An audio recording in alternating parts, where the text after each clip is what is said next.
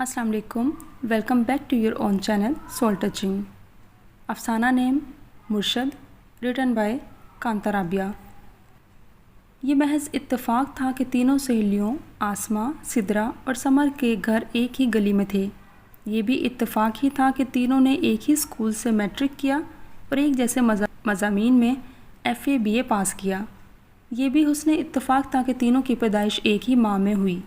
लेकिन कुदरत ने शादी के बाद तीनों को इतने फासले पर भेज दिया कि कौवा हड्डी ना ला सके। एक लोरालाई में तो दूसरी खानेवाल में, तीसरी गुजरांवाला में। कहीं सिग्नल का मसला तो कहीं मसरूफियात के बखेरे। राब्ता भी साल 6 माह बाद होता और गमी खुशी में फैसलाबाद में इकट्ठी होने का इत्तेफाक एक दफ़ा भी ना हुआ। आसमा सबसे शौक चंचल खानेवाल में, सिदरा लोरालाई में और समर गुजरांवाला में थी। बस इतना इल्म था कि सिदरा का मियाँ लोरालाई CMH में था, वार्ड बॉय था या क्या, ये कभी पता ना चल सका। आसमा का खावंद खानेवाल में बेकरी चला रहा था और समर का शोहर गुजरांवाला में कपड़े की दुकान का मालिक था। बच्चे अल्लाह ने तीनों को दिए, किसी को 3, किसी को 2 और किसी को 4। शादी के 9वें साल तीनों सहेलियाँ पहली दफ़ा इकट्ठी हो रही थीं। सबका मैका फैसलाबाद में था। तीनों ने समर के यहाँ जमा होना था, जिसने खाने की दावत पर बच्चों समेत बुलाया था। सिदरा लोरालाई से थी जो सबसे पहले हाजिर हो गई और शौक चंचल आसमा सबसे आखिर में। पहले तो सब सख्ते में आ गई। 9 साल बाद मुलाकात की खुशी में नहीं बल्कि आसमा की हालत ने उन्हें गुमसुम कर दिया था। रंग खासा सांवला हुआ, चेहरे पर स्याही, आंखों के नीचे हल्के, मोटी गोंगलू अब दुबली होकर भिंडी बनी हुई थी, जैसे जिस्म पर बांस बोटी ही न हो। आंखों में वीरानी, कोई उदासी ही उदासी थी। चंद मिनट के बाद जब ज़माने हाल में वापस आईं तो माजी की चंचल आसमा अब सबसे गले मिल रही थी और अश्कों के दरिया बहा रही थी। समर की मुलाजमा ने पहले कोल्ड ड्रिंक्स पेश की और फिर बच्चों को लेकर बाहर चली गई। सिदरा ने बड़ी हिम्मत करके पूछा, आसमा, तुमने ये क्या हालत बना रखी है? मुझसे नहीं, मेरी तकदीर फोड़ने वालों से पूछो। सदा की हंसमुख आसमा का लहजा तल्ख था। भाई ताउन नहीं करते या ससुराल अच्छी नहीं? बड़े नरम लफ्ज़ों में समर ने पूछा। जिसकी किस्मत ख़राब हो उसके पास नेकी भी आते आते गुनाह और नफ़ा नुकसान में बदल जाता है। कोई एक रोना है? मैं तो शादी वाले दिन से ही पुलसरात पर चल रही हूँ। कभी सास का मुंह टेढ़ा तो कभी देवरानियों जिठानियों की साजिशें। शोहर इंतहा दर्जे के कंजूस। 10 दफ़ा ज़रूरत के लिए ख़र्चा मांगो तो 11वीं दफ़ा देते हैं। अगर मिलने के लिए कोई आए तो सारा का सारा कुंभा सर पर सवार हो जाता है। सवालात पूछ कर नाक में दम कर देता है। कैसे आए, जूता कहाँ से लिया, कीमत क्या है। हर वक्त घर में मेला लगा रहता है। काम कर कर के हलकान हो जाती हूँ।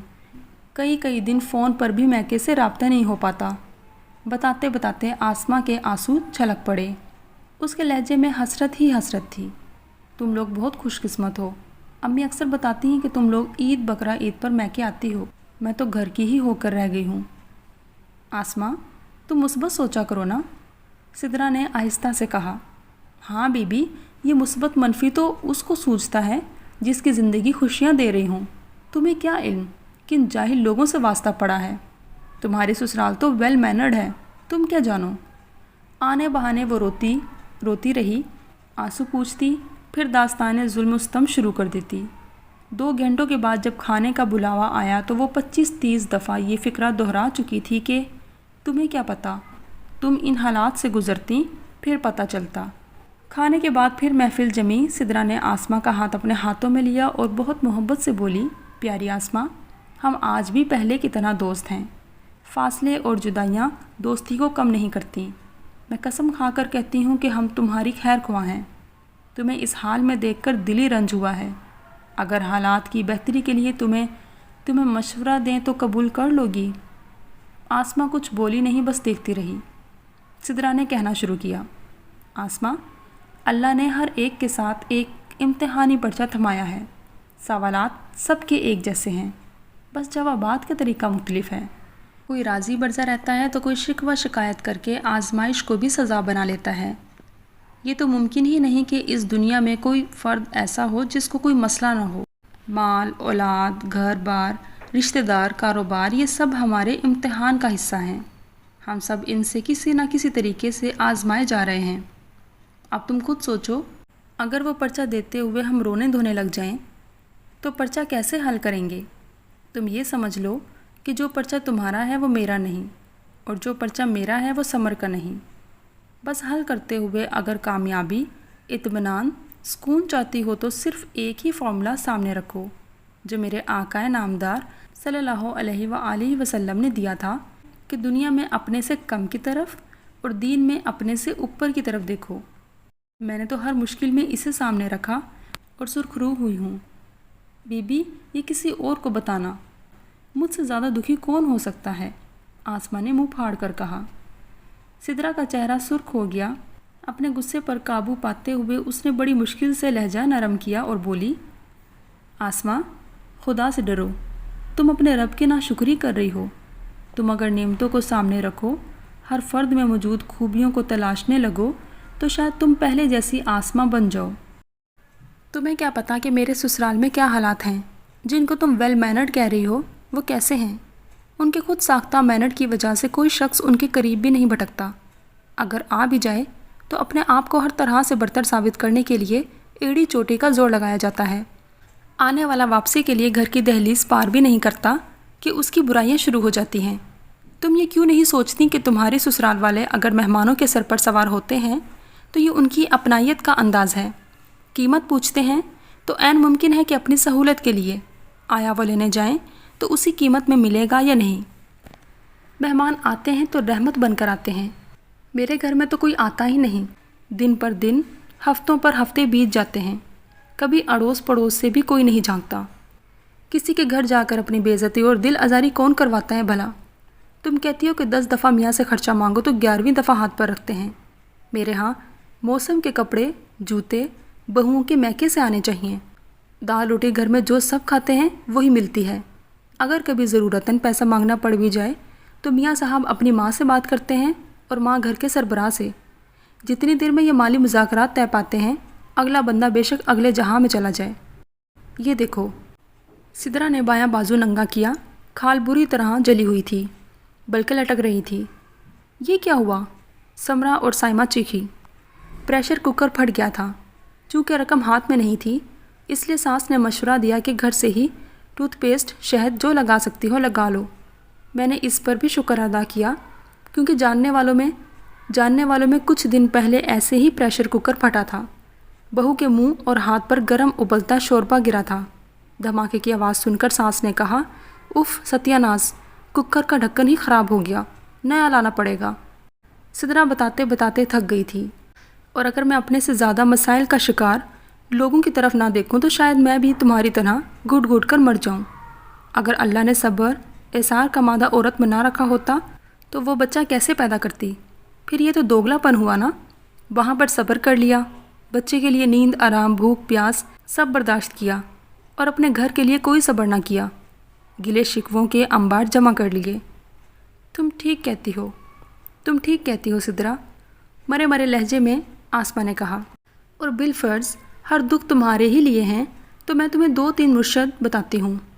وہ تمہاری ہر مشکل وقت میں رہنمائی کریں گے، تمہارا گھر آباد رکھنے میں مدد دیں گے، آخرت بھی بنائیں گے۔ مرشد؟ پر مجھے تو گھر سے باہر جانے کی اجازت نہیں۔ آسماء گھبرائی۔ نہیں بھائی، وہ مرشد ہر وقت ہر جگہ دستیاب ہوتے ہیں۔ سدرا چہکی۔ سمر اور آسماء چونکیں۔ ارے ایسے ویسے مرشد؟ اگر ہم ان سے رہنمائی لیں تو دیکھنا لوگ تمہیں مرشد ماننے لگ جائیں گے۔ سدرا نے سسپنس پیدا کیا۔ جب مجھے بھری پڑی لیکن لوگوں سے بیزار سسرال میں رہنا پڑا تو پہلی دفعہ میں نے اپنے مرشد سے رہنمائی لی تھی۔ سارا دن میں اپنے کمرے کی کھڑکی سے گلی کے لوگوں کو دیکھتی تو میرے مرشد نے رہنمائی کی کہ ذرا اس ہستی کی طرف دیکھو جو حق پر ہوتے ہوئے 3 سال تک پورے قبیلے کے سوشل بائیکاٹ کا شکار رہی ہے۔ چھوٹے چھوٹے بچوں کے ہمراہ خاندان سے کٹ کر رہنا جان جوکھوں کا کام ہوتا ہے، لیکن دیکھو اس نے تنہا اپنے گھر میں بچے پالے، کھجوریں اور ان کی گٹھلیاں چوس چوس کر یہ مدت پوری کی۔ اس بزنس وومن نے لاکھوں کا سرمایہ شوہر کے سپرد کر کے پلٹ کے خبر نہ لی کہ میری رقم کہاں ہے۔ تم جانتی ہو یہ کون تھیں بزنس وومن؟ سیدہ خدیجۃ الکبریٰ رضی اللہ تعالیٰ عنہ۔ اور جب مجھے سارا دن کولہوں کے بیل کی طرح جت کر کام کرنا پڑتا تو میرے مرشد نے ایک اور شخصیت میرے سامنے لا کھڑی کی۔ आकाए नामदार की सबसे छोटी बेटी फातिमा रज़ी अल्लाह ताला अन्हा, फूलों जैसी शहज़ादी, बिन माँ की बच्ची। उसके पास कोई मुलाजिम नहीं। तुम बटन दबाती हो तो चूल्हा रोशन हो जाता है, बटन दबाती हो तो कपड़े धुल जाते हैं, बटन दबाती हो तो सारा कमरा रोशन हो जाता है। बच्चा पेशाब कर दे तो पैम्पर्स बांध देती हो। कभी कुएं पर पानी लेने नहीं गई, नल खोला तो बोतल के जिन की तरह पानी हाजिर। नबी सल्लल्लाहु अलैहि वसल्लम की शहज़ादी को देखो, आके नामदार की साहबजादी को देखो। कम सिनी की शादी, ऊपर तले के कई बच्चे, आटा मशीन में नहीं गूंथती, चक्की में खुद पीसती थीं। जौ का आटा जो गंदम से भी कहीं ज़्यादा मुश्किल से पिसता है। बच्चों के पास कोई आया नहीं, कोई चॉकलेट कैंडीज़ नहीं। लकड़ियाँ जलाकर चूल्हा गर्म करती थीं। इसी तरह बच्चों की तरह रो रही थी। एक दिन अपने बाप के पास गई तो हाथ आगे कर दिए।